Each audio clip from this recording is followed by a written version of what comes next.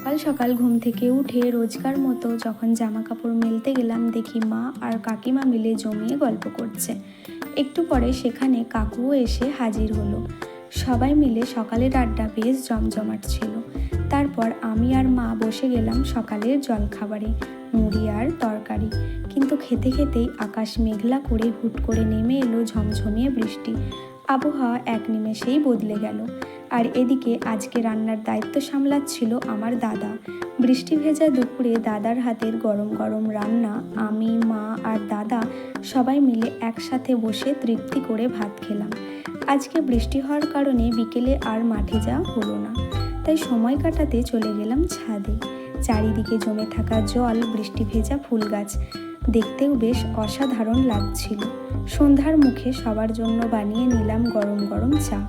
আমি, মা, ঠাকুমা তিনজনে চা খেতে খেতে বেশ অনেক গল্প করলাম। আর সবশেষে দিনের সমাপ্তি।